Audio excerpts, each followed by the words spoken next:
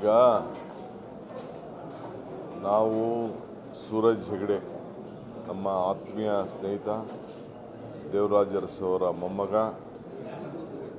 ಅವರು ನಮ್ಮ ಪಕ್ಷದ ಒಬ್ಬ ನಿಷ್ಠಾವಂತ ಕಾರ್ಯಕರ್ತ, ನನ್ನ ಜೊತೆ ಪದಾಧಿಕಾರಿ ಮತ್ತು ಗ್ಯಾರಂಟಿ ಸಮಿತಿಯ ಉಪಾಧ್ಯಕ್ಷರು. ಅವರಿಗೆ ರಾಜ್ಯ ಮಟ್ಟದ ಸಚಿವ ಸ್ಥಾನ ಕೂಡ ಅವರಿಗೆ ಕೊಟ್ಟಿತ್ತು.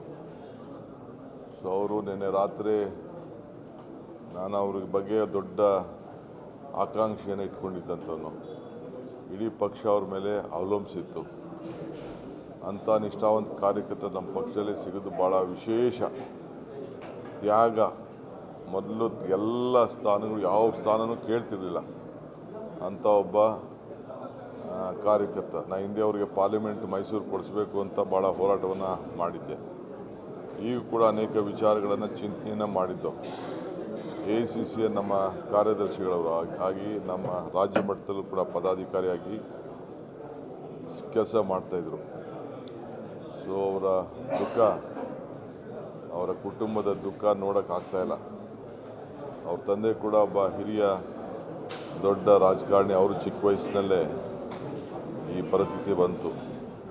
ಸೊ ನಾನು, ಪಕ್ಷ, ಸರ್ಕಾರ ಮೂರು ಜನರು ಕೂಡ, ಪಕ್ಷ ಮತ್ತು ಸರ್ಕಾರ ಮತ್ತು ವೈಯಕ್ತಿಕವಾಗಿ ನಮ್ಮೆಲ್ಲರೂ ಕೂಡ ಭಾಳ ದುಃಖ ಉಂಟಾಗಿದೆ. ಕರ್ನಾಟಕ ಸರ್ಕಾರ ಅವ್ರಿಗೆ ಸರ್ಕಾರಿ ಗೌರವದೊಂದಿಗೆ ಅವರ ಕುಟುಂಬದವರು ಯಾವಾಗ ಅಂತಿಮ ನಮನ ಸಲ್ಲಿಸಬೇಕು ಅಂತೇಳಿ ತೀರ್ಮಾನ ಮಾಡ್ತಾರೋ ಆ ಗೌರವವನ್ನು ಕೊಡುವಂಥ ಆದೇಶವನ್ನು ನಾನೀಗಾಗಲೇ ಚೀಫ್ ಸೆಕ್ರೆಟರಿ ಅವ್ರಿಗೆ ತಿಳಿಸಿದ್ದೇನೆ. ನಾನು ಕೂಡ ಭಾಗಿಯಾಗ್ತೇನೆ.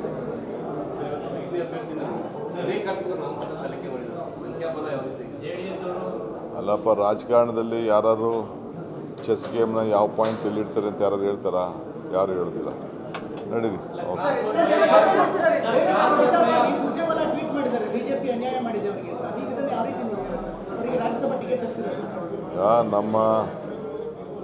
ನಾನೀಗ ಸದ್ಯಕ್ಕೇನು ಮಾತಾಡೋಕ್ಕೆ ಹೋಗೋದಿಲ್ಲ.